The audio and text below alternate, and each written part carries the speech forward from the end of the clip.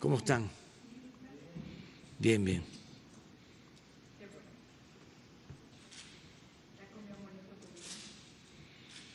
Ya hemos estado acá.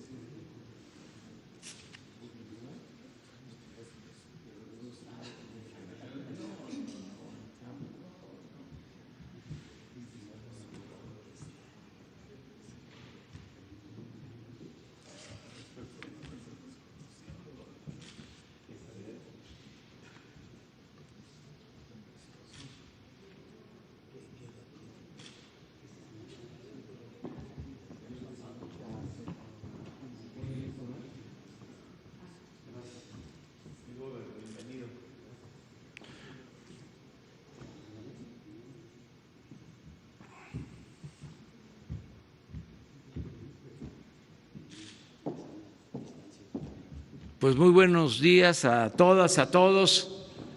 Nos da mucho gusto estar de gira, de visita en el estado de Puebla. Desde anoche estamos en Puebla, aquí descansamos y hoy vamos a llevar a cabo dos actos. Vamos a encabezar el 50 aniversario del Plan DN3. Vamos a llevar a cabo el 54 aniversario del Plan DN3.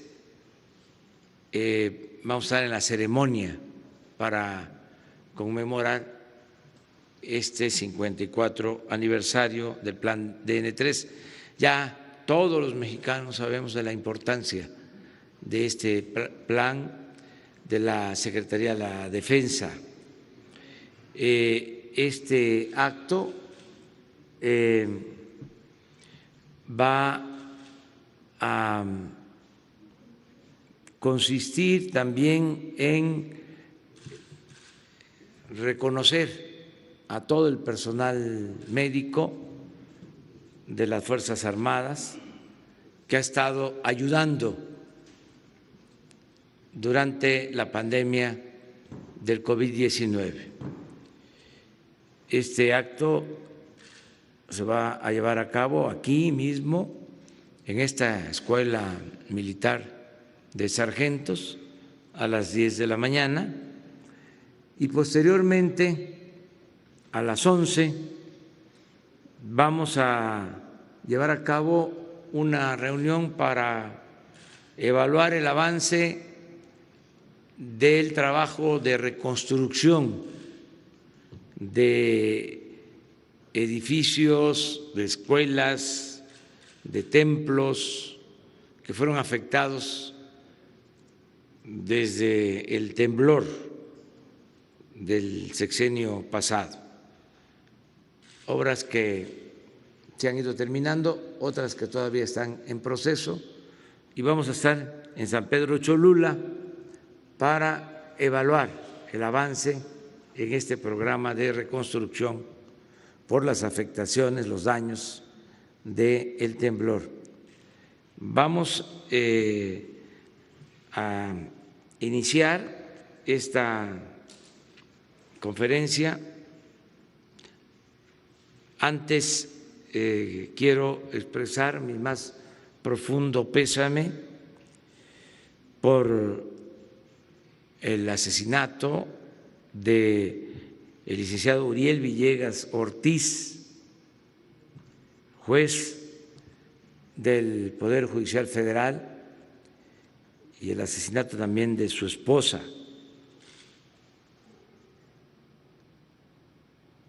Desde luego es un crimen atroz, condenable, y ya estamos trabajando de manera conjunta el Poder Judicial, la Fiscalía de la República y el Poder Ejecutivo para castigar a los responsables. Ya se está actuando y nuestro más sentido pésame, repito, por este abominable crimen.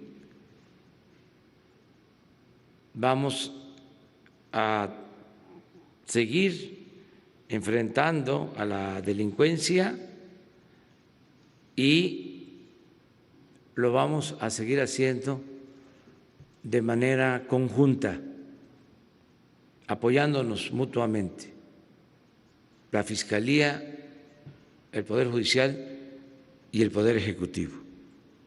Son buenas las relaciones entre los poderes y la Fiscalía y cerramos filas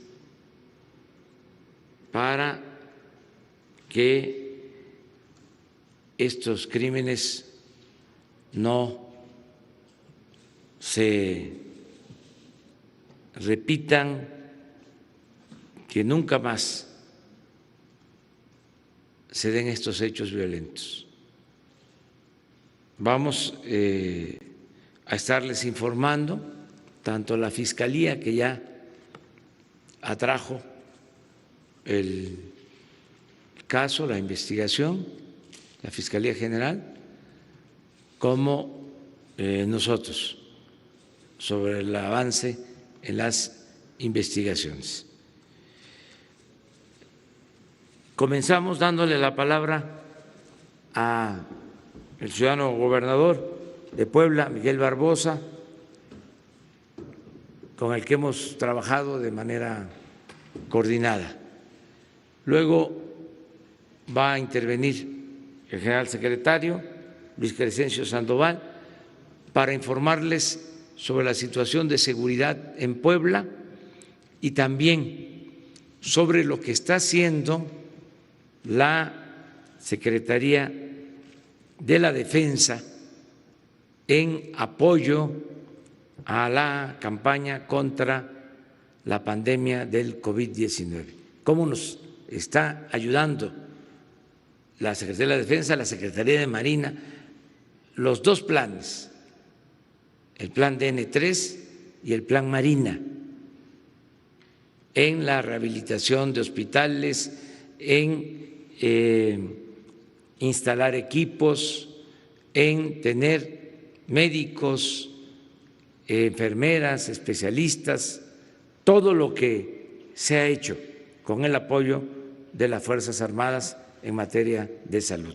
También se va a informar. Y le dejamos la palabra al ciudadano gobernador. Gracias, presidente. Gracias, presidente López Obrador. Bienvenidos, señores del gabinete, señora secretaria. Bienvenidos, señores de la Fuente, que acompañan al primer mandatario en su gira y que cubren esta, desde luego ya tradicional conferencia mañanera del Poder Ejecutivo de la Nación. Decirles que en Puebla el tema de seguridad pública es un tema que lo hemos asumido como prioritario a partir de que encabezamos este gobierno en el mes de agosto del 2019. La cúspide de la comisión de delitos en nuestro estado se dio entre enero y julio de 2019 y a partir de agosto de 2019 cada mes hemos ido disminuyendo la comisión de delitos, el índice delictivo. Sin embargo, la percepción de inseguridad permanecía muy alta. Fue calificada la ciudad de Puebla como la ciudad más insegura en cuanto a percepción por parte de la población. Pasó un hecho abominable en el mes de marzo, cuando 4 jóvenes, 3 estudiantes de medicina, dos colombianos, un poblano y un conductor de Uber, fueron abominablemente asesinados, cruelmente asesinados, y eso se sumaba a una serie de homicidios que ocurrían sobre todo en la zona conurbada de nuestro estado. Pudimos enfrentar esa situación complicada de protestas, por cierto, protestas ejemplares, protestas todas muy pacíficas, limpias, y lo hicimos con diálogo y encontramos formas de solución que abrieron una ruta de entendimiento y de soluciones compartidas. Pero tomamos decisiones en la reestructuración de nuestro sistema de seguridad pública y a partir de ese momento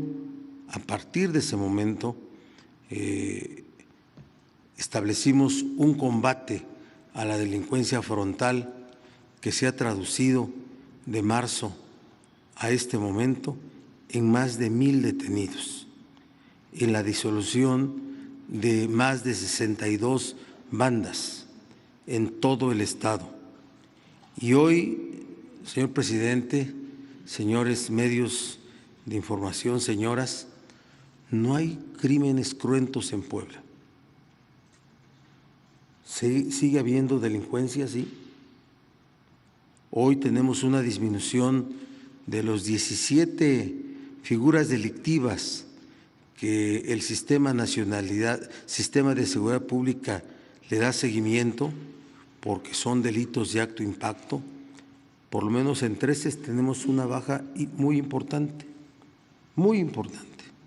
4 son los que mantienen un relativo crecimiento, que es la extorsión.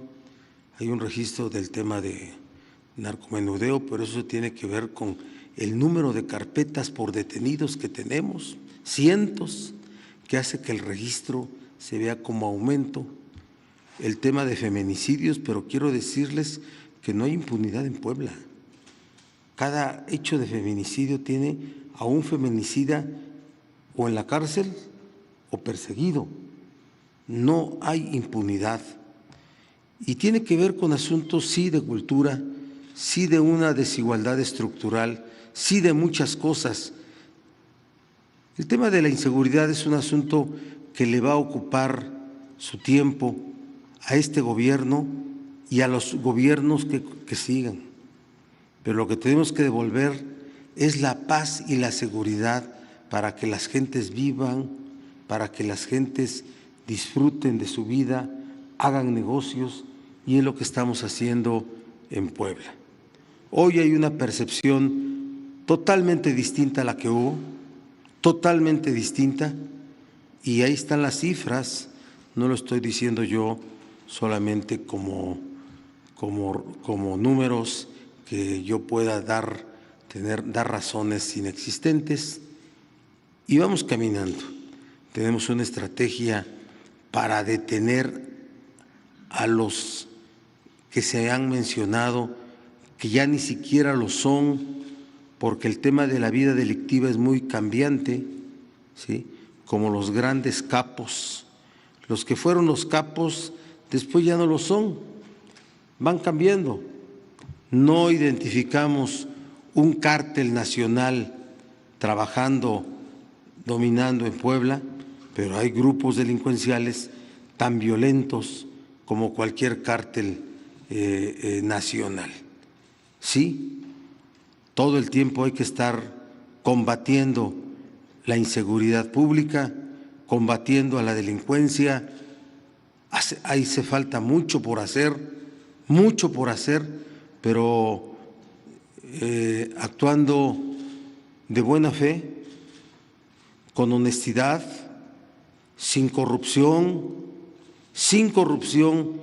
y con mucha firmeza, vamos a ir dando pasos muy firmes y con muchos logros.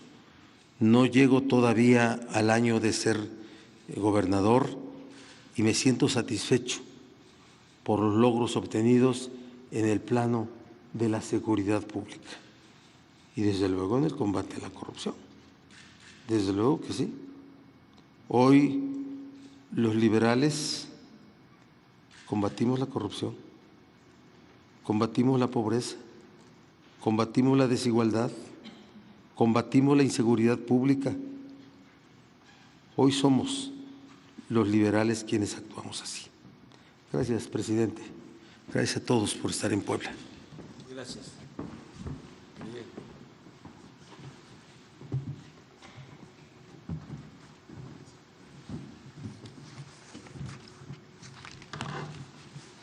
Con su permiso, señor presidente.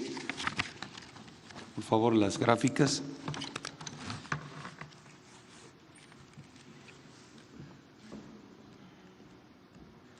Buenos días. Vamos a ver la situación de seguridad en el ámbito del Estado de Puebla. La que sigue, por favor. Aquí tenemos en la parte de geografía, bueno, son 217 municipios. De estos 217, 9 tienen la mayor cantidad de habitantes. Aquí ustedes los pueden observar: Puebla, Tehuacán, San Martín, San Andrés Cholula, Atlisco, San Pedro Cholula, Mozoc, Cuautlancingo y Huauchinango. De estos 9, en 7 de ellos son también donde se concentran las actividades delictivas, donde se han detectado diferentes delitos. En 2 de ellos no, en lo que es San Andrés Cholula y San Pedro Cholula no tienen esta problemática. Vamos a ver la incidencia delictiva. Adelante. Aquí están los delitos en los que se hace la evaluación.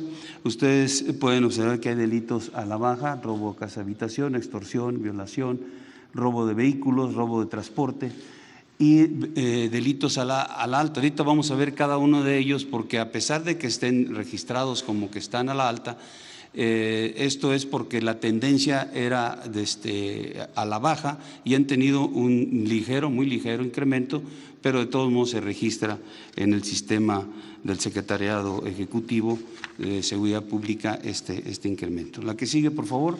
En secuestros, que lo marca como incrementos, ustedes pueden observar aquí que en el 2019 tenían un elevado número de secuestros, fue bajando, mantuvieron entre 1 y llegando al mes de marzo en 0.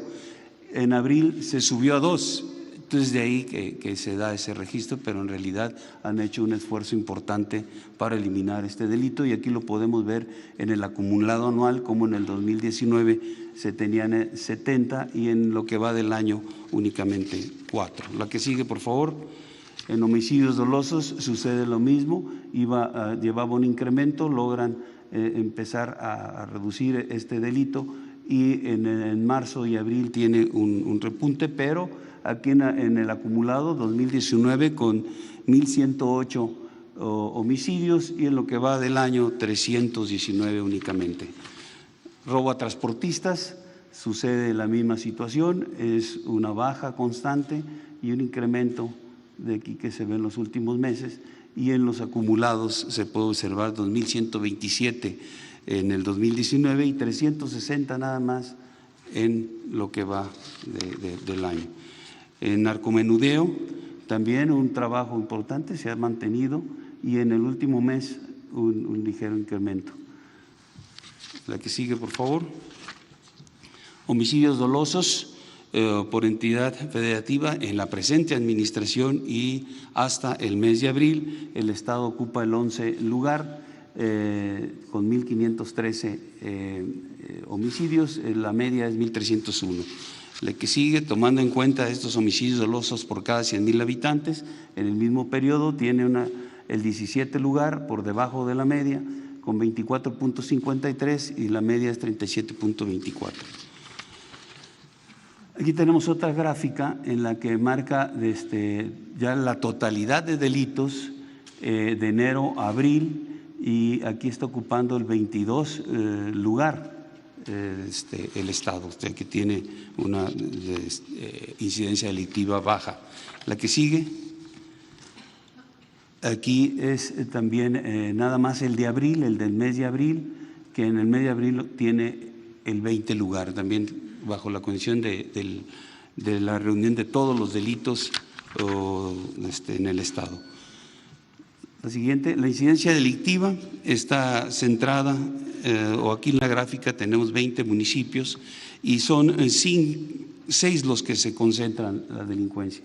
En estos 3 primeros hay diferentes clases de delitos, y en lo que es Tecamachalco, Coatlatzingo y Amozoc se incrementa el robo de vehículos. Identificamos geográficamente que los delitos se dan en la parte central del Estado y en la parte norte, que están vinculados también estas dos áreas con las áreas donde van los ductos de Pemex, tanto de hidrocarburos como de combustible y de gas, que también ahí hay una presencia delincuencial.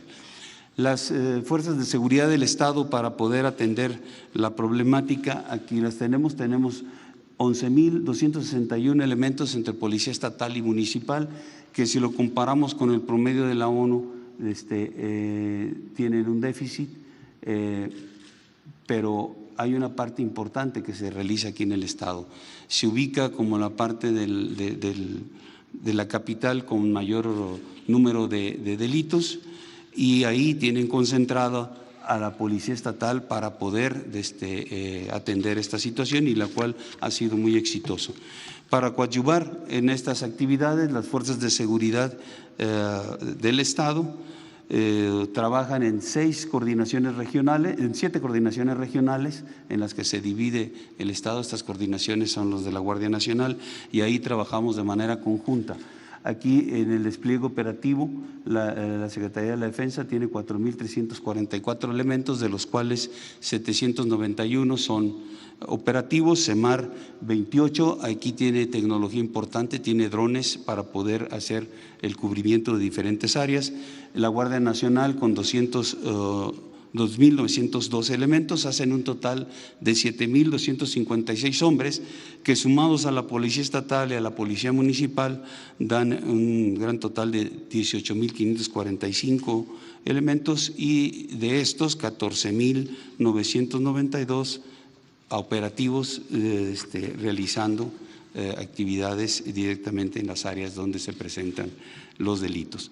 Los aseguramientos que se han tenido en la administración van centrados principalmente en el robo de los combustibles. Aquí tenemos asegurados 2,629 tomas clandestinas, casi 1,5 millones de litros de combustible, 774,392 litros de gas, 848 vehículos que están relacionados con el robo de hidrocarburos, 54 inmuebles también vinculados a esta actividad delincuencial y 676 detenidos. Es una cantidad importante de elementos detenidos. En el robo de hidrocarburos, en la parte central corre el ducto de Minatitlán, México. Este está inactivo por la gran cantidad de robos que tenían. Y también corre el de gas, el Cactus Guadalajara. Y en la parte norte están dos ductos, el de Tuxpan-Tula y el Tuxpan-Azcapotzalco. En esos dos, que abarcan 25 municipios, es donde se han identificado las tomas clandestinas. Y en 5 de ellos, los 5 primeros, son donde se concentran la mayor cantidad.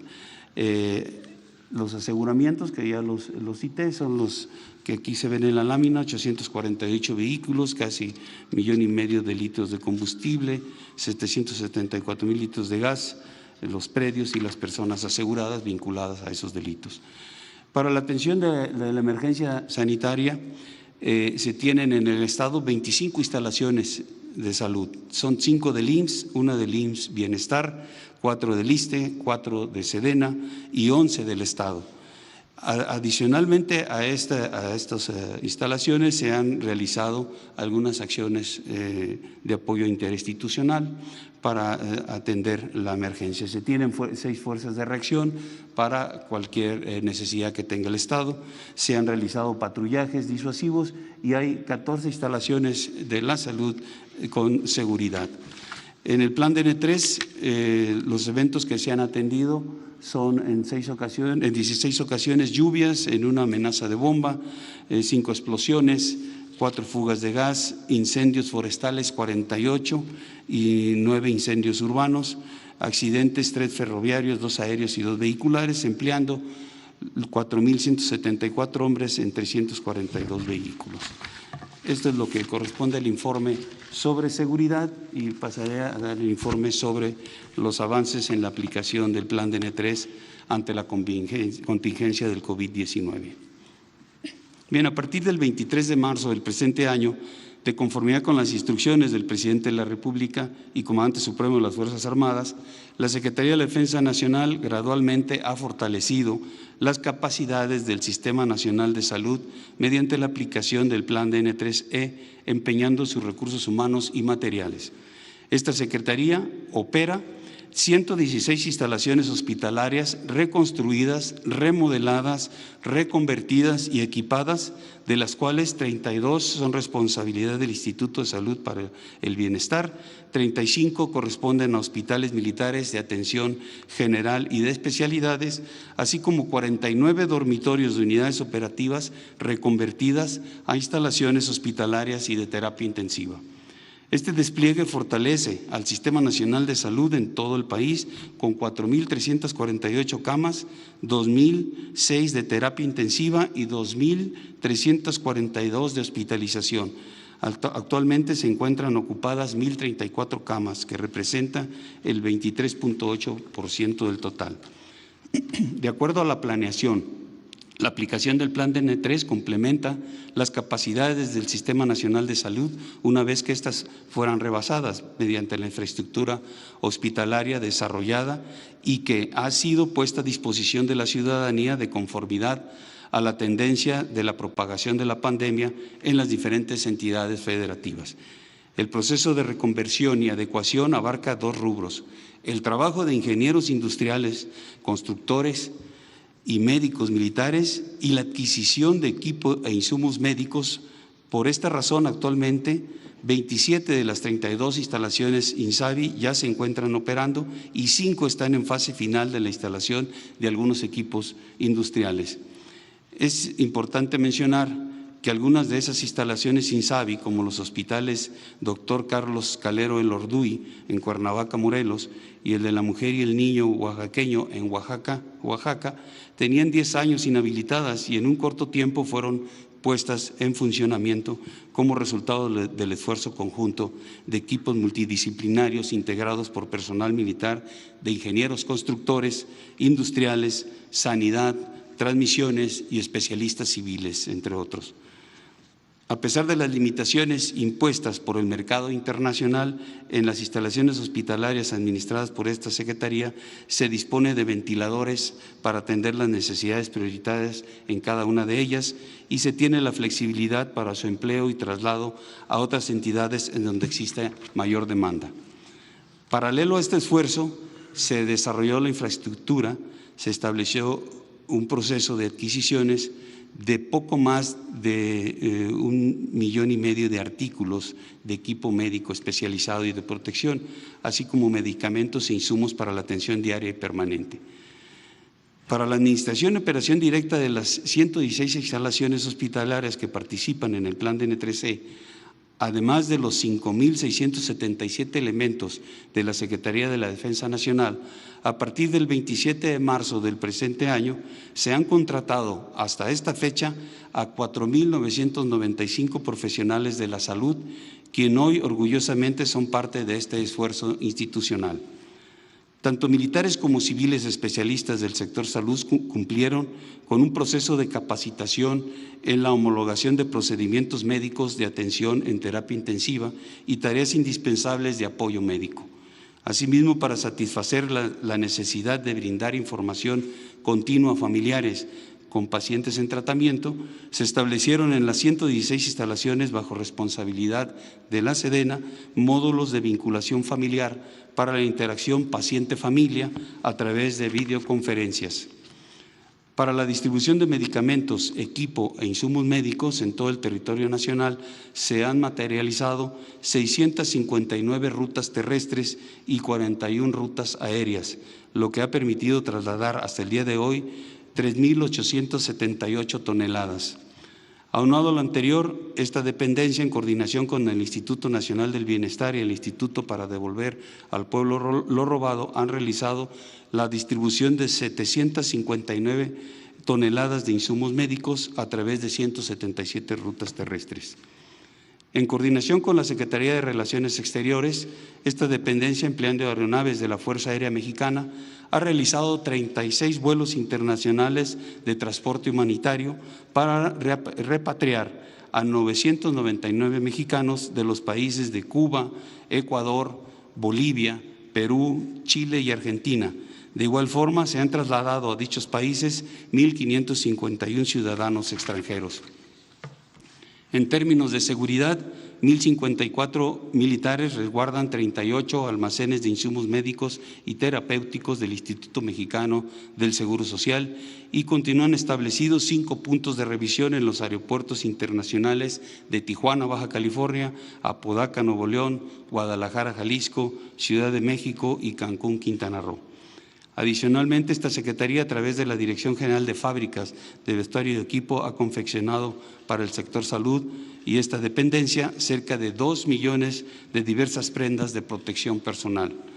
Aprovecho la oportunidad para agradecer la confianza que han depositado diversos sectores de la sociedad en el Ejército y Fuerza Aérea Mexicanos, patentizada mediante la materialización de donaciones de equipo de protección personal, insumos básicos como agua embotellada y productos alimenticios, a quienes les aseguramos que su gesto solidario y generoso ha llegado a la población de pacientes infectados por el COVID.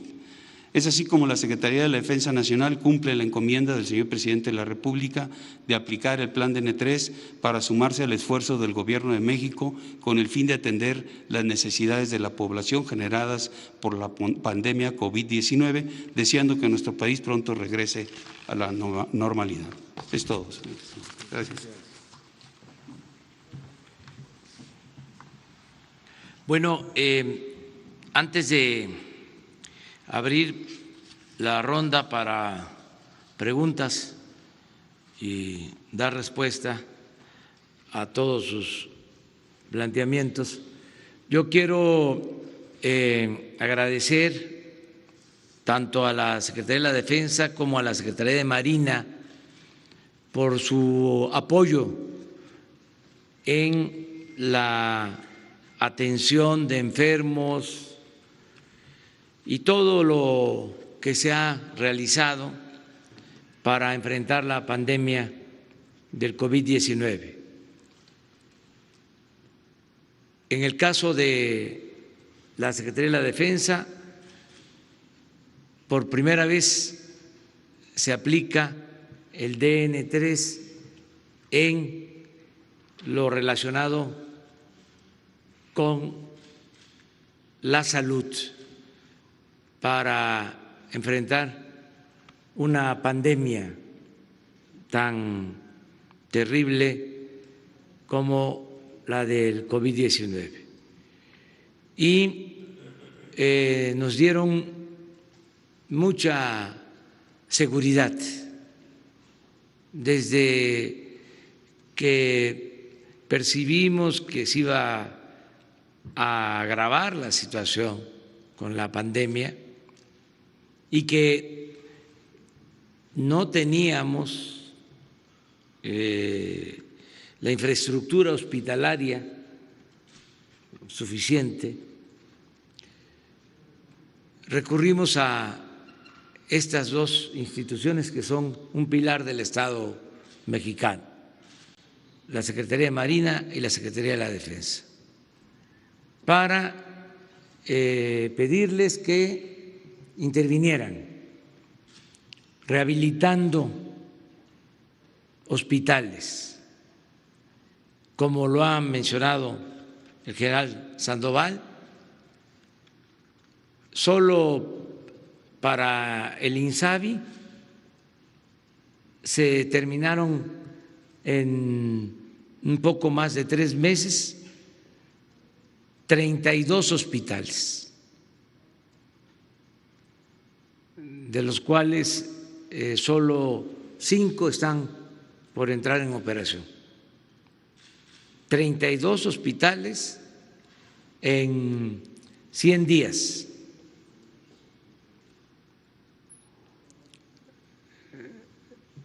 Esto por el trabajo de los ingenieros militares.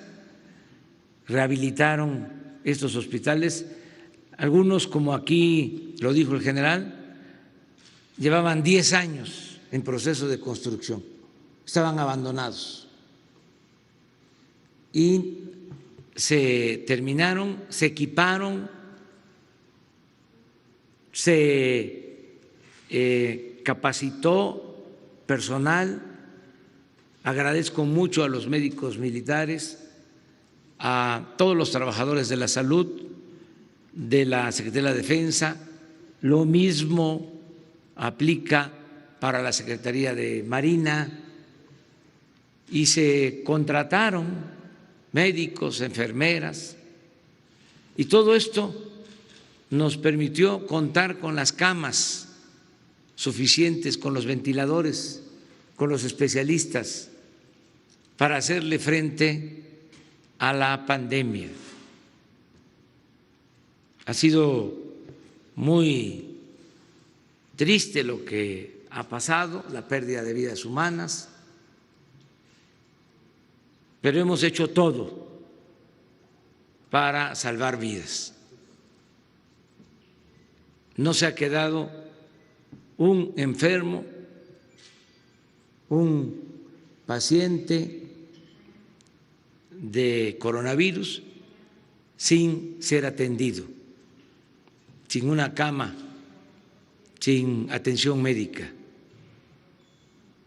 Y eso se logró con el apoyo de todos, y en este caso muy especial por el refuerzo que significó la participación de las Fuerzas Armadas. Vamos a seguir avanzando. Quiero también expresar que todas estas instalaciones que se fueron adaptando para COVID, todas estas instalaciones desinfectadas una vez que pase la pandemia, con todos los equipos nuevos, con más equipos que se van a adquirir, porque no lo olvidemos, lo digo de pasada, no quiero centrarme en eso. Está en proceso la rifa del avión presidencial y vamos a obtener más de 2,000 millones de pesos, y todo ese dinero va a ser para seguir equipando hospitales. Lo mismo en el caso de la contratación del personal médico, que son alrededor de 50,000 trabajadores del sector salud que se han contratado. Fueron contratos temporales, pero se van a quedar ya trabajando en el sector salud. Y ya igual desde septiembre empieza el programa para que no sean rechazados los médicos que quieran especializarse. Vamos a ampliar al doble la inscripción de médicos que se especialicen en el país, de 10,000 a 20,000, y 30,000 restantes van a contar con becas para hacer su especialización en el extranjero. No nos va a volver a pasar de que enfrentamos una pandemia y no tenemos médicos, no tenemos los especialistas. La salud es primero. Esto quiero dejarlo de manifiesto. Y ahora sí, preguntas, Sara. Buenos días, presidente. Preguntarle sobre el asesinato del juez, ¿cómo se van a modificar los protocolos de seguridad? Se está pidiendo justamente que se refuerce la seguridad para los jueces, y también no quisiera desaprovechar la presencia de la ministra para preguntarle su opinión, cómo simbra este asesinato al Poder Judicial. Bueno, estamos trabajando, les decía, de manera coordinada con el Poder Judicial, con la Fiscalía, y pronto vamos a informarles sobre protocolos de seguridad y todo lo que tenga que hacerse para apoyar a jueces, a magistrados, a ministros del Poder Judicial, para protegerlos.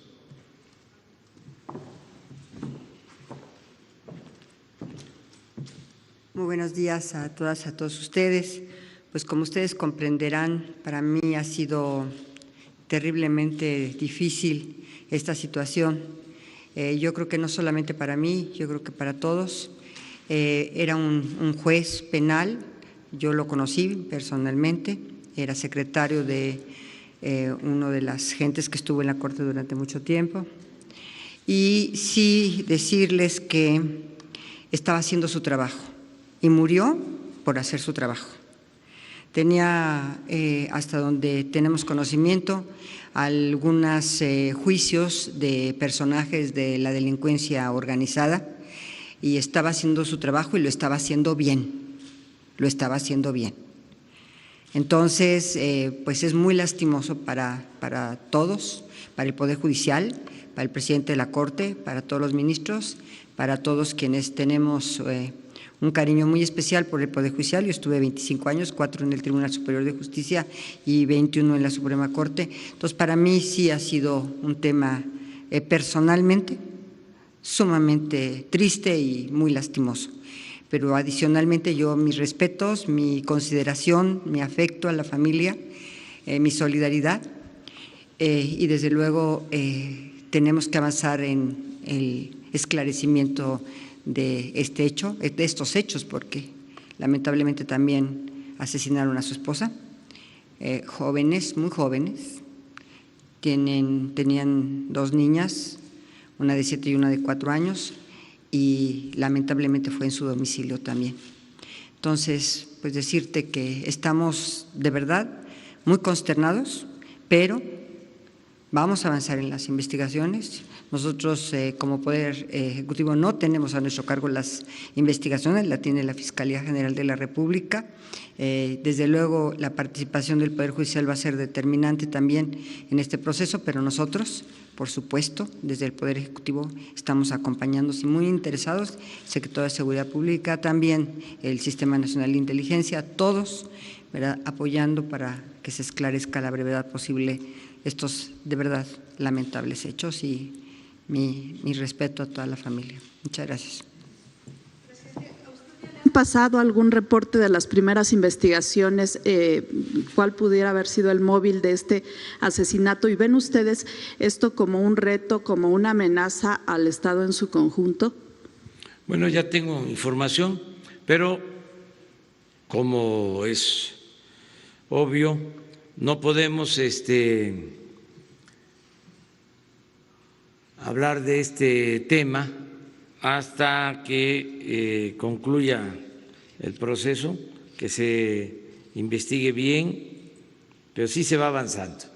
Lo que puedo decir es que no hay impunidad y que los que cometen estos delitos son castigados, van a ser castigados.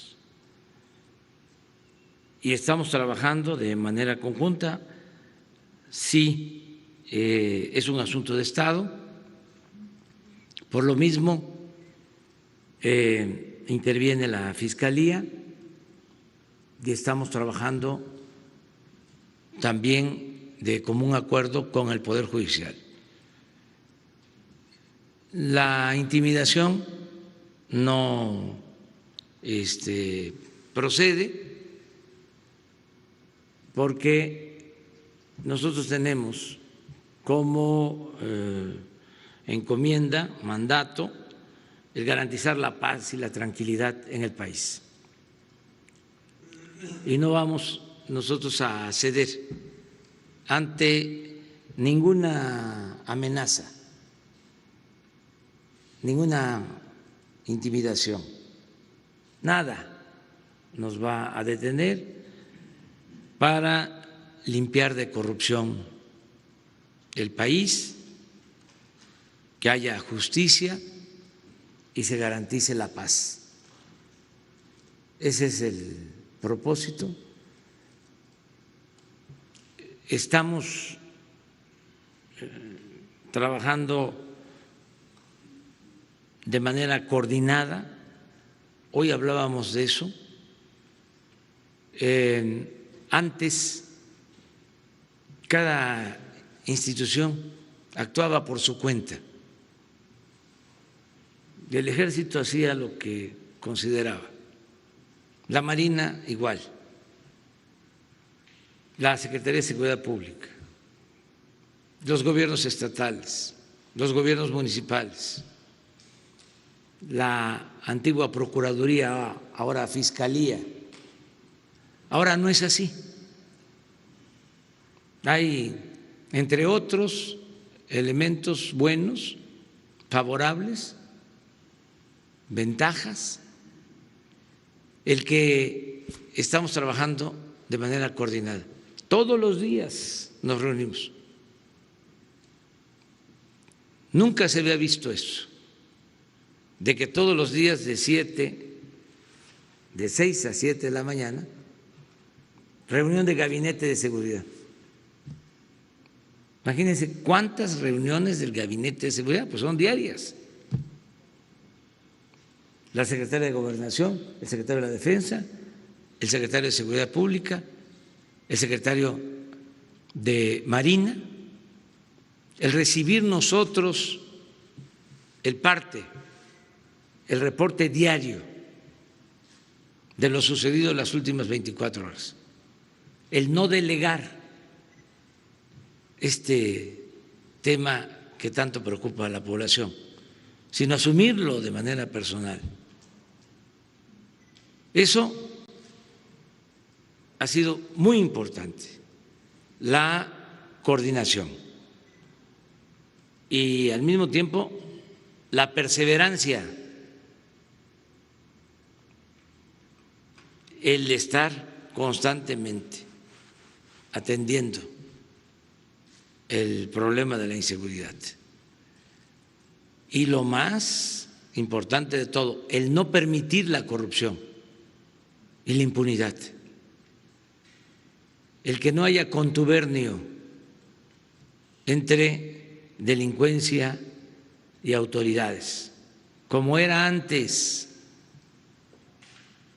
de que no había fronteras, no se sabía dónde terminaba la delincuencia y comenzaba la autoridad. Ahora hay una línea bien definida. Estamos separados, delincuencia y autoridad. Entonces, todo esto nos da ventaja para ir avanzando y hay resultados. Vamos a informar el viernes de cómo vamos en esta materia. Estos hechos son muy dolorosos y producen pues inquietud, pero le digo a los mexicanos que estamos entregados por completo a que haya paz, a que haya tranquilidad. Y cuento con el apoyo de un gran equipo que me está respaldando para ese propósito. Les decía, el viernes, como lo hacemos cada mes, se va a informar sobre la incidencia delictiva nacional, cómo vamos en el país.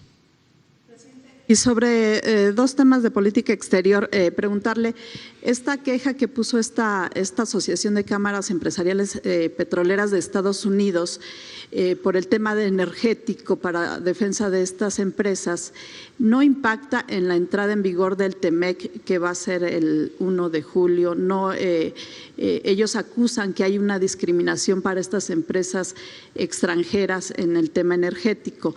Y si ya se descartaría su salida a Washington a estas alturas de… Bueno, lo de estas empresas, pues yo no conozco la verdad que exista esta denuncia. Es una nota periodística, creo que de un periódico extranjero, porque sí, algunas empresas del sector eléctrico están inconformes debido a que se está poniendo orden, ya no se les permite hacer y deshacer. Ya hemos hablado de que abusaban, de vendían la energía eléctrica muy cara a la Comisión Federal de Electricidad, se les tenía que dar hasta subsidios y todos esos contratos los obtuvieron mediante el influyentismo, sobre todo las empresas extranjeras y en particular, y esto no tiene nada que ver con el pueblo español, esto tiene que ver con empresas españolas que veían a México como tierra de conquista y abusaron. Entonces estamos poniendo orden porque tenemos el compromiso de no aumentar el precio de la luz. Antes, por esos abusos, el que pagaba los platos rotos era el pueblo de México, porque constantemente aumentaban el precio de la luz, como aumentaban el precio de las gasolinas. Les iba muy bien a los empresarios, sobre todo a los extranjeros, pero le iba muy mal al pueblo de México. Entonces, como ahora se están revisando normas, se van a revisar esos contratos leoninos, entonces hay una campaña en contra de nuestro gobierno por las propias empresas. Es muy claro que el periódico El País de España está defendiendo a las empresas españolas, pero pueden estarnos cuestionando un día sí y el otro también, y no vamos nosotros a seguir permitiendo el robo, el saqueo. Entonces es lo mismo el caso de estas empresas estadounidenses, que no está muy claro, porque las que tienen el monopolio en la industria eléctrica son las empresas españolas. Hay una sola empresa, Iberdrola, que tiene 20 plantas de generación de energía eléctrica.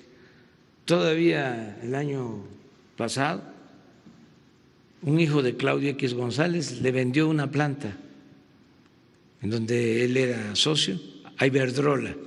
Entonces están trabajando de manera conjunta y hay toda una campaña en medios de comunicación en contra de nosotros. Yo pues lamento que esto pase, pero no vamos a dar ni un paso atrás porque está de por medio el interés general. Yo no voy a incumplir mi compromiso de que se mantenga el precio de la luz, que no aumente durante todo el sexenio, no va a aumentar. Incluso ahora con la pandemia se redujo porque ya no había límites en el consumo. En tiempos normales, si se consumía más energía, ¿sí?, se pasaba a otra tarifa. Entonces, ahora, por la pandemia, aunque se consuma más, ya no se pasa a una tarifa donde se tiene que pagar más por la luz. Todo esto lo hemos hecho por no permitir la corrupción. Esta empresa, lo voy a seguir diciendo, y ofrezco disculpa, porque fue un abuso, es una vergüenza. Iberdrola se llevó a trabajar a su corporativo a la secretaria de Energía del Gobierno Federal, la que fue secretaria de Energía, creo que con Vicente Fox, no sé si con Fox o con Calderón. Y terminando Calderón, se fue también a trabajar a Iberdrola, consejero de Iberdrola, el presidente de México. Por eso están molestos, porque aquí hacían lo que querían. Calderón, además de Iberdrola, tenía a Repsol como empresa favorita, también española. Y el expresidente Peña Nieto a OHL, también española. Eso es lo que no le gusta al país. Pero aquí es otra cosa. Yo lamento lo que está pasando en España, que no se informa, no se dice nada.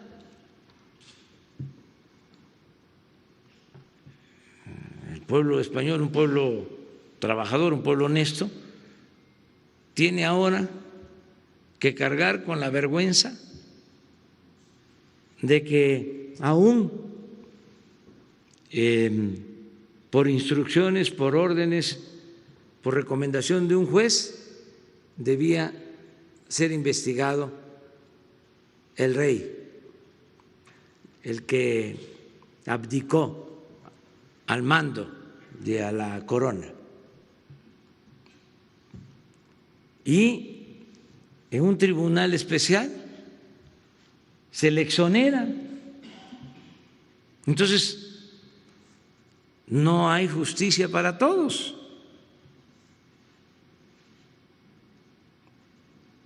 Y se habla de una presunta relación de complicidad y un acto de corrupción. Y no pasa nada. Y sin embargo, todo lo que tiene que ver con nosotros, que tiene que ver con el combate a la corrupción, es señalado, es cuestionado por el país. Callan como momias cuando les conviene y gritan como pregoneros cuando se trata de defender intereses de grupos, intereses económicos, intereses políticos. Y esto mismo sucede en nuestro país, pero vamos a seguir adelante, tenemos nuestra conciencia tranquila. En el caso de Iberdrola, ¿por qué hablo así con transparencia? Porque tengo información que son ellos los que están promoviendo esta campaña, nada más que encubiertos, porque el conservadurismo tiene esas dos características, no lo olviden, son muy corruptos y son muy hipócritas. Entonces, tengo que decirlo, que el pueblo se entere, que el pueblo lo sepa. Antes la gente no sabía nada de esto, ni siquiera había escuchado de que una empresa española tenía el monopolio de la industria eléctrica en lo que corresponde a los que venden energía a la Comisión Federal de Electricidad. Iberdrola, ¿cómo? ¿A poco sabía la gente de que cuando terminó el expresidente Calderón se fue de consejero de esta empresa? No lo sabía, porque esto no se informaba, eran temas vedados, había un pacto de silencio. Ahora no. Ahora la vida pública es cada vez más pública. Y decirle a los de Iberdrola y a todos los de estas empresas que está abierta la posibilidad del diálogo para llegar a un acuerdo, que es lo mejor. Ahora que hablé con el primer ministro Trudeau, también le pedí, sí, hay empresas mineras canadienses que no están pagando impuestos,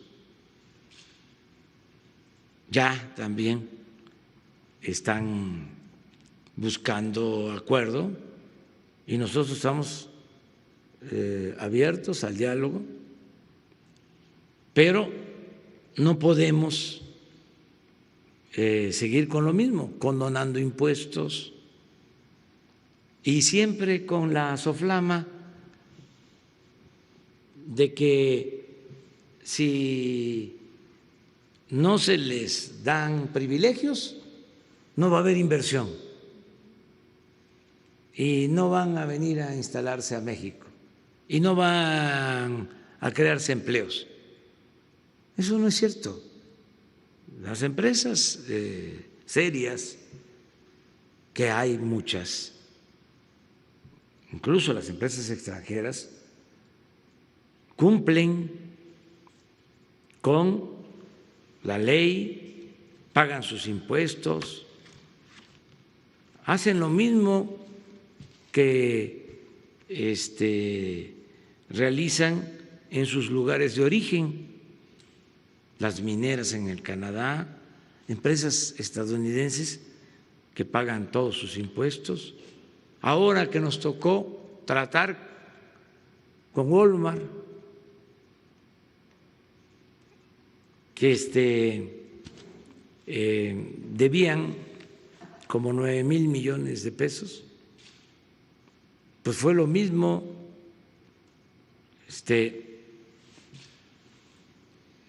Actúen como lo hacen en Estados Unidos, como lo hacen en otras partes, y ellos lo entendieron y nos pagaron, y así fue IBM, y así es el caso de Toyota, y así es el caso de FEMSA. Yo les agradezco a estas empresas, a los directivos, porque entendieron de que son otros tiempos y antes pues tenían mucha influencia y además se sentían muy protegidos, muy fuertes por los abogados, en este caso los fiscalistas, despachos que ganaban muchísimo dinero, mucho dinero. Se volvieron famosos los abogados mexicanos, muy influyentes, poderosísimos. En lo penal hasta se anunciaban. Yo no tengo a ningún cliente en la cárcel, y eran así como personalidades muy famosas. Los fiscalistas, mucho dinero, o sea, y no es que en todos los casos se tratara de buenos abogados, no, era por el influyentismo, porque podían convertir un asunto civil en penal solo con influencias, podían influir en el Poder Judicial, podían influir en el SAT. Casi ellos ponían al de grandes contribuyentes del SAT, jugaba golf con ellos. Digo, el golf ya dije que es un buen deporte. Ellos mismos manejaban todo. Entonces eso ya cambió. ¿Pero cuál es la otra pregunta? Yo creo que sí, porque ya está el tiempo metido y no va a ser ya posible. No lo descarto todavía, hay que esperar, pero sí ya veo que no va a ser posible. De todas maneras, celebro porque ya se aceptó que se reúna el Congreso, va a haber un periodo extraordinario, según me informan, o van a convocar a un periodo extraordinario, porque hay ciertas leyes que deben de revisarse y en su caso aprobarse en el Congreso para facilitar la entrada en vigor del tratado. Entonces, se va a hacer esto, si así lo deciden los legisladores, antes del día 1 de julio. No son leyes que puedan detener la entrada en vigor del tratado, pero sí están relacionadas y queremos que no haya ningún obstáculo para que el día 1 de julio entre en vigor el Tratado de Libre Comercio, que nos va a ayudar mucho. Finalmente, nada más, el gobernador de Jalisco dice que lo busca para reunirse con ustedes y no lo ha logrado, que si no lo va a reunir. Pues ya ve que ando en giras, ahora estoy por acá. No estoy en México. No es por otra cosa. El domingo dormimos en Jalapa, ayer lunes en Tlaxcala y anoche aquí en Puebla, y mañana tenemos que estar en Hidalgo y en Cuernavaca el viernes. Tenemos todo el tiempo ocupado. Además, para ser francos, para hablar con franqueza, yo quiero que se serenen las cosas y no quiero que haya espectáculo. Sí, que no haya espectáculo. Sí, que no, o sea, hay cosas muy importantes que atender, lo de la pandemia, todo esto que tiene que ver con la seguridad, como para estar dando nota, como dicen ustedes, sobre diferencias que tenemos, claro que las tenemos, ¿sí? Pero al mismo tiempo pues tenemos que buscar la manera de actuar en forma institucional. De mi parte siempre ha sido así. Por eso me extrañó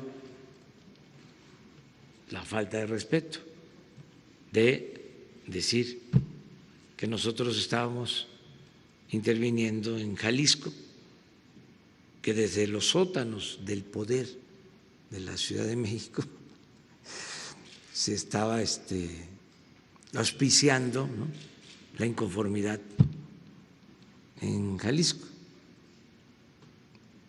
Los sótanos del poder, ya lo dije, de la Ciudad de México, pues estaban en gobernación y ya ahora ya no hay sótanos del poder. El jueves tendremos videoconferencia con todos los gobernadores, sí.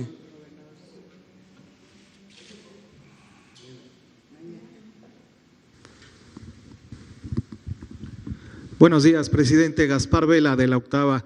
La CEPAL ayer pronosticó que a finales de este año habrá entre 18 y 21 millones de mexicanos en pobreza extrema a causa de la pandemia del coronavirus. ¿Cuál sería su postura, si está de acuerdo con esta estimación? En segundo lugar, presidente, retomando el tema de los desaparecidos del día de ayer, ¿cuál es la cifra actual de mexicanos desaparecidos en estos momentos? Y también preguntarle cuál es el presupuesto que destina actualmente la Federación para encontrar a estos desaparecidos. Y finalmente me gustaría preguntarles a los secretarios de Defensa y también de Marina, ¿cuál es el sentir de las Fuerzas Armadas con este acuerdo presidencial publicado el 11 de mayo para que militares y marinos realicen labores de seguridad pública? Si ustedes sienten que hay certeza jurídica para realizar estas labores. Muchos se ha hablado, analistas, expertos han hablado del tema, políticos, pero no sabemos cuál es el sentir de las Fuerzas Armadas. Entonces, tu primera pregunta es… La CEPAL. Sí, bueno, pues la CEPAL, como otros organismos, se dedican a hacer diagnósticos, ¿no? Y es una organización seria y en efecto se afecta a la población con la pandemia porque se está limitando el desarrollo económico, pero al mismo tiempo en el caso de México estamos aplicando una estrategia de apoyo a la mayoría de la gente. Ese diagnóstico de la CEPAL nos ayuda a convencer a los potentados y sobre todo a los conservadores de que hay que atender primero a los pobres, a la gente humilde,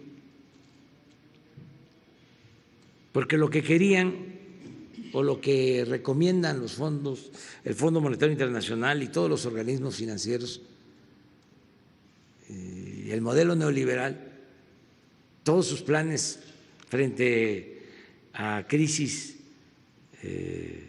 como esta en lo económico, pues es ayudar siempre a los de arriba, rescatar a los de arriba. Entonces, nosotros nos hemos preocupado de atender a los de abajo antes que a nadie más, antes que a otros. Entonces, eso nos está ayudando mucho. Por eso vamos a seguir ayudando a la gente humilde, a la gente pobre.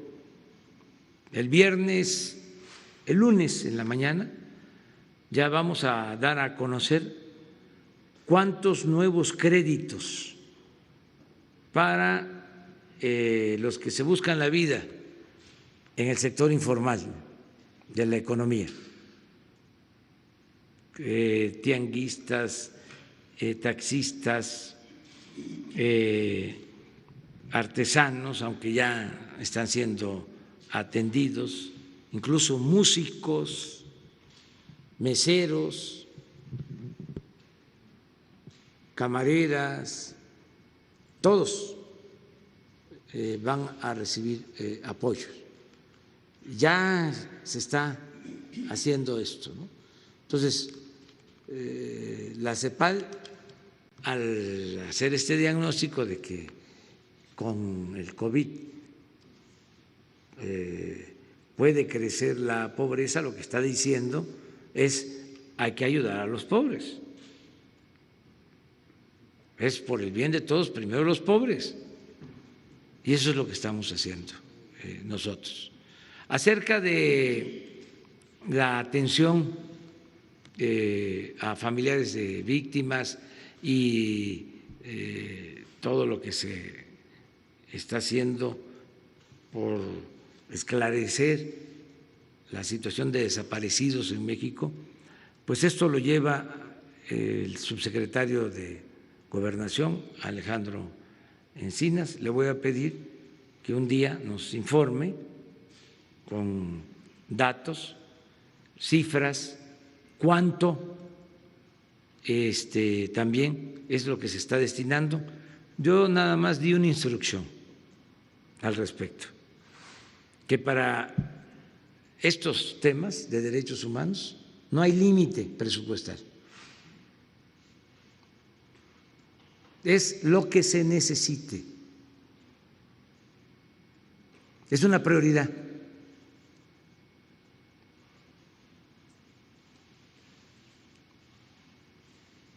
Y tenemos muy claro qué es lo prioritario, porque en el gobierno anterior, también esto lo hemos comentado, los gobiernos anteriores se dedicaron a crear comisiones. Ahora que hubo una polémica por un comentarista de redes sociales que fue invitado para un debate, ¿sí? Me enteré de que existe, ¿cómo se llama? CONAPREP. Es que un día voy a poner aquí cuántos organismos crearon para todo, para la transparencia, y es cuando más robaron y más ocultaron todo. ¿Saben ustedes cuál fue la primera decisión del Instituto de la Transparencia cuando se creó? Allá como en el 2000, con el presidente Fox, reservar reservar todas las condonaciones de impuestos, pero fue la resolución del Instituto de la Transparencia, el primer acuerdo,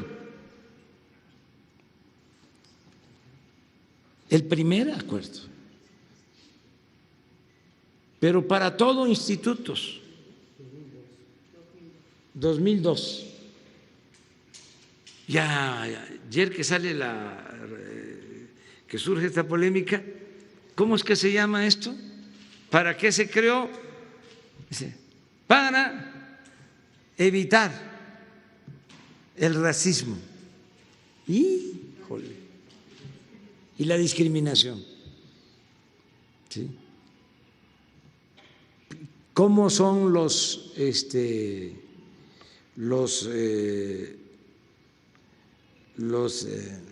aparatos estos? Pues directores, subdirectores, aparatos burocráticos. Entonces, ya tenemos muy claro de que todo lo que tiene que ver con atender a la gente, no hay límite presupuestal.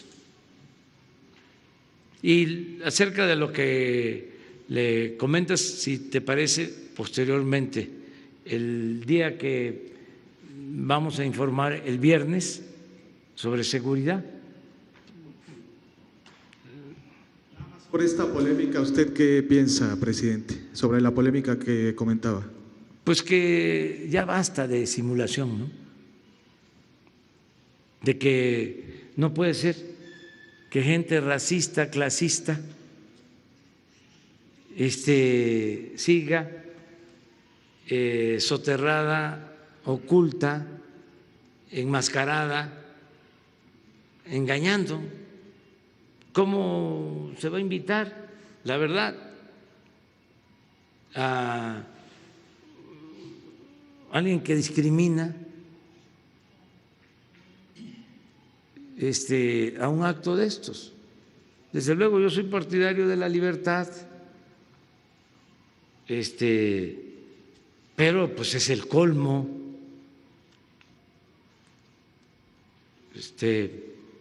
son pues personas caracterizadas por despreciar a otros,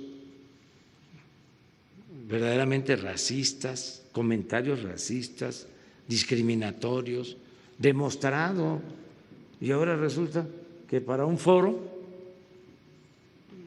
contra la discriminación se le invita. Es como si para un foro de derechos humanos se invita a un torturador.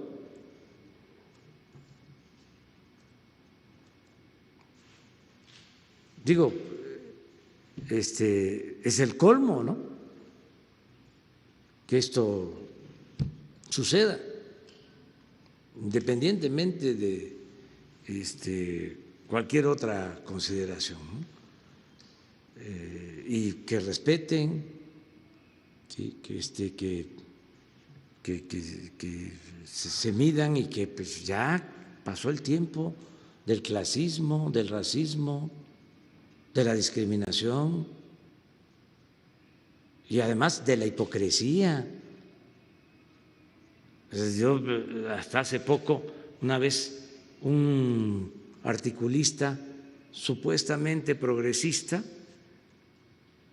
en su artículo dice,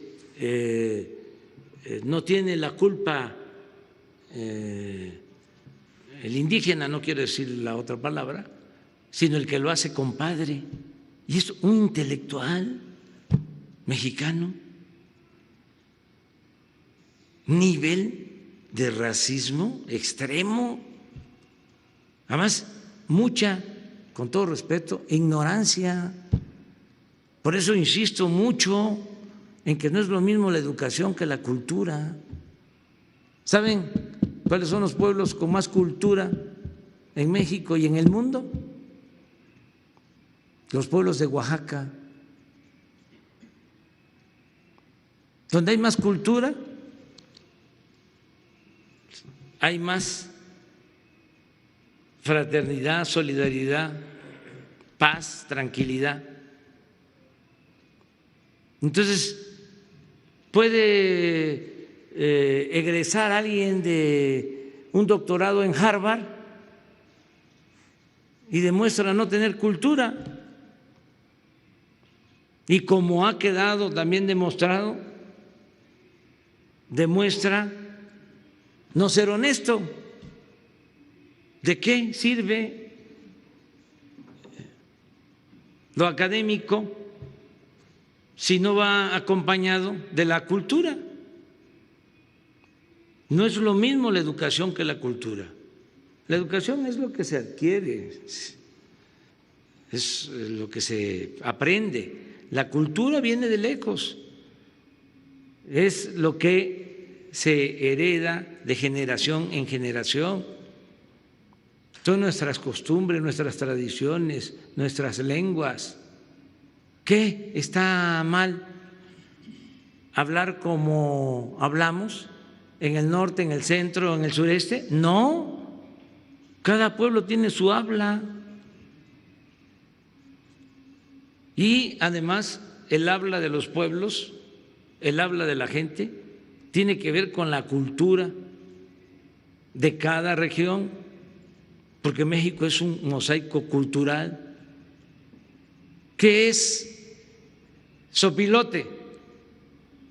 Ahora que es temporada de sopilotes, pues es la mezcla del castellano con el náhuatl. ¿Cómo se dice sopilote en Tabasco? Chombo. ¿Y está mal dicho? No, es la mezcla del castellano con el maya. Entonces, ¿por qué no vamos a hablar como lo hacemos en cada región? ¿Qué vamos a ir a cursos de dicción para hablar físico? Y más ese lenguaje horrendo, lleno de tecnicismos que nos impuso el modelo neoliberal, toda esa terminología, Producto Interno Bruto. Hay uno ahora que no sé, que hasta un partido político puso un cartel planteando sí a la resiliencia. ¿Así es? Resiliencia. A ver, díganme ustedes, ¿qué es eso? ¿Quién lo entiende? Nadie. Entonces, sí a lo que somos, a nuestra autenticidad. Sí. Una más. Buenos días, presidente. Pues ya empezaron prácticamente en todos los partidos políticos la competencia electoral, ya están hablando de alianzas, ya están hablando de coaliciones. Le quiero preguntar, ¿cuál será la fecha límite que usted pondrá para que los funcionarios públicos federales renuncien si es que quieren participar en las elecciones? Y bueno, y aprovechar que está aquí el secretario de Seguridad para preguntarle si ya decidió si va a ser candidato a la gubernatura de Sonora.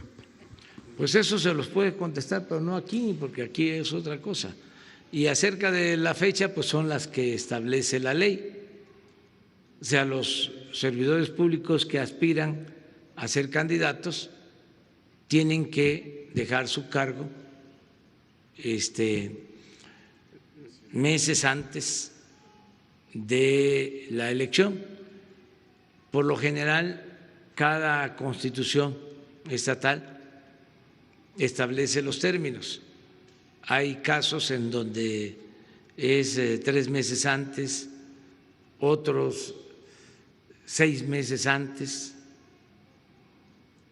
Entonces, si van a participar servidores públicos como candidatos en las futuras elecciones, pues tienen que abandonar el cargo como lo establece la ley. Eso es lo que podemos decir. No, es la que ya está en la ley, para que actúen los que quieran hacerlo. No sé yo cómo está esa situación, no sé cómo están esas aspiraciones, pero bueno, todo el mundo tiene derecho a votar y a ser votado. Segunda pregunta, le quiero preguntar sobre las acciones que están haciendo algunos gobernadores para salir pues de la crisis del COVID. Por ejemplo, en la Ciudad de México, la jefa de gobierno va a condonar parte de los impuestos que se deben los capitalinos. Quería saber su opinión si esta posibilidad que está haciendo ella. Claro que es buena la postura que asuma cada gobierno de acuerdo a sus finanzas.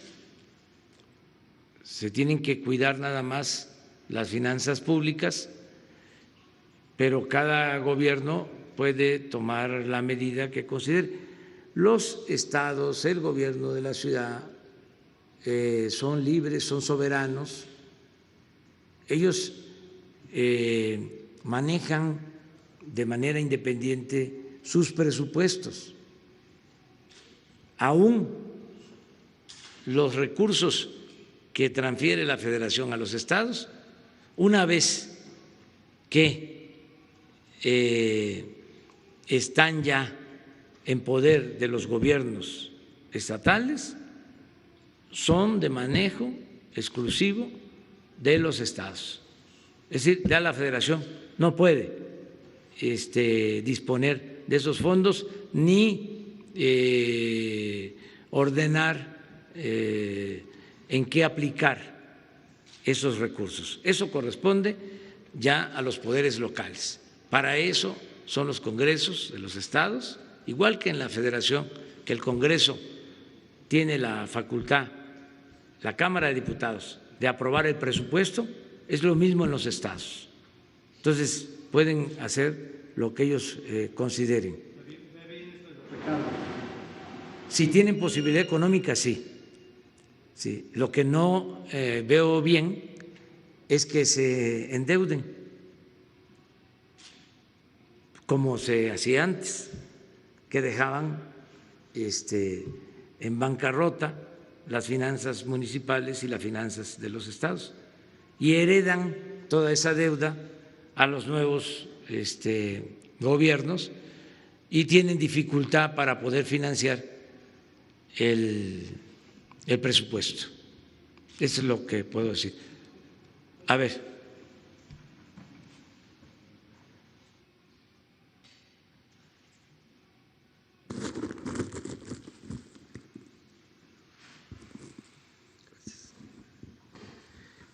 Buenos días, presidente. Hans Salazar, ZMG Noticias, Grupo Político y Zócalo Virtual. Secretarios, gobernador, buenos días, compañeros.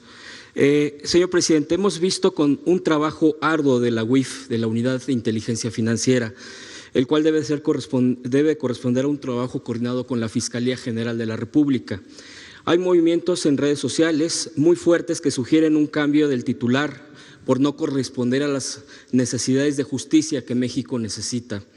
El Poder Judicial sigue funcionando para descongelar cuentas con los argumentos dejados por Medina Mora. La 4T debería dar salida a procesos judiciales que hoy vemos extraviados en algunas carpetas.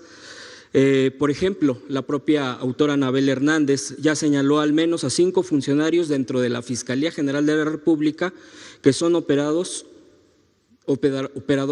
de Medina Mora. La pregunta, presidente, solamente sería mi pregunta para usted. ¿No considera que es tiempo de un relevo, si es en este caso puede ser incluso el propio Santiago Nieto? A ver, no te entendí. ¿Un relevo en dónde? En la Fiscalía. No Yo podemos. Sí, entiendo que es autónoma la Fiscalía. Sí, pero no solo eso, aunque no nos corresponde a nosotros, y de acuerdo a la ley hay un término y solo podría ser removido por causas graves el fiscal. Yo tengo la opinión de que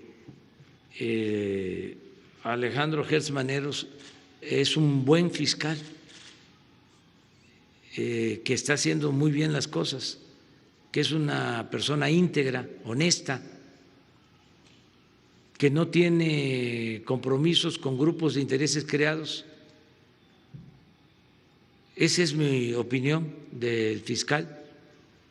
Si no, lo diría, pero yo considero que está haciendo bien su trabajo.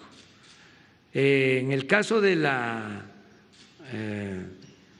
Oficina de Investigación Financiera, pues ellos hacen su trabajo, pero es la Fiscalía la que tiene que resolver.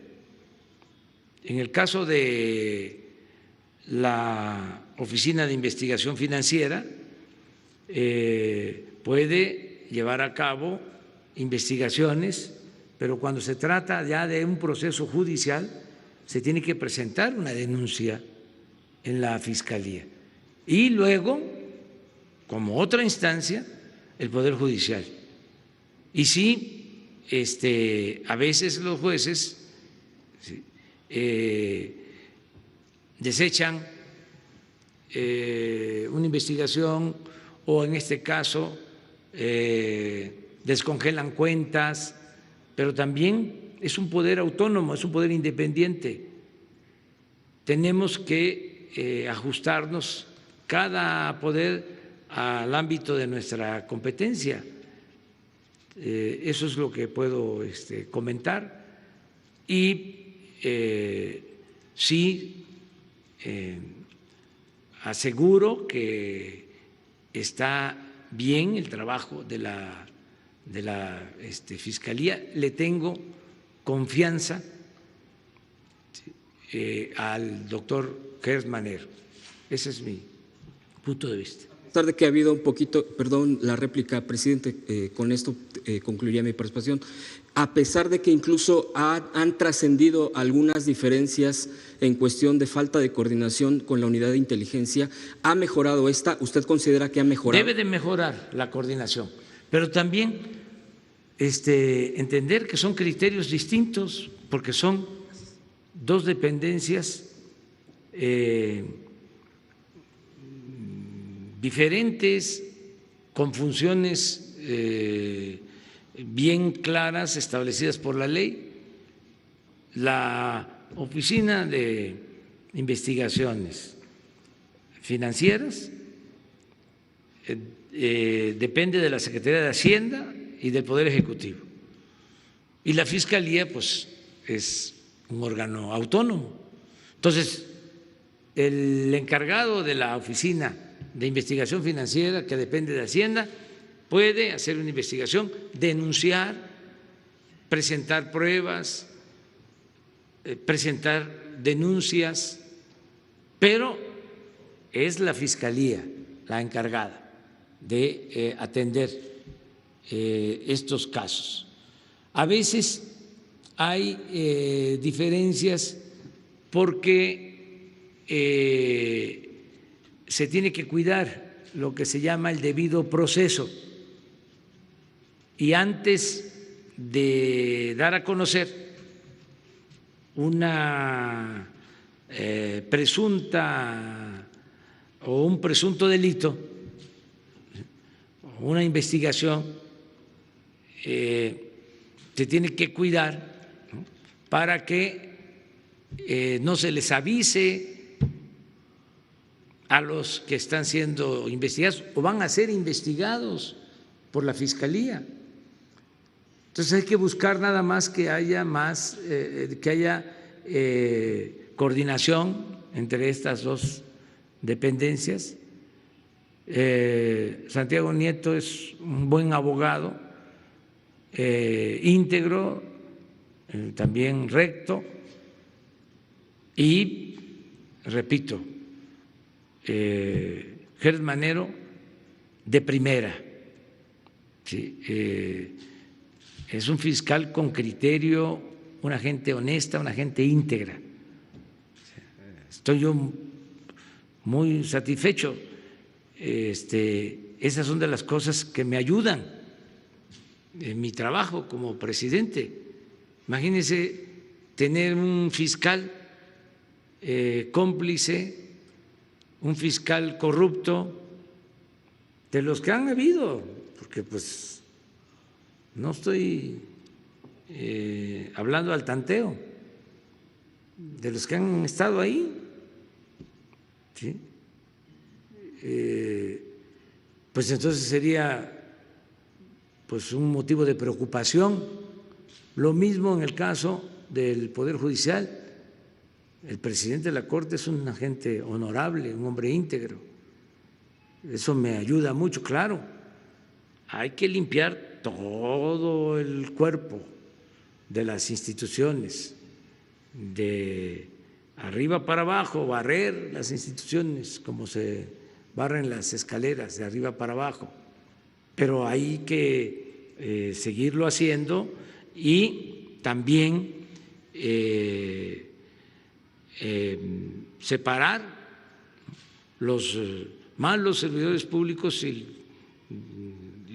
y no generalizar. Hay buenos servidores públicos, hay buenos servidores públicos que son rectos, que son íntegros. Esos son los que hay que estar apoyando y dándoles reconocimiento. Muy bien, muchas gracias. Gracias.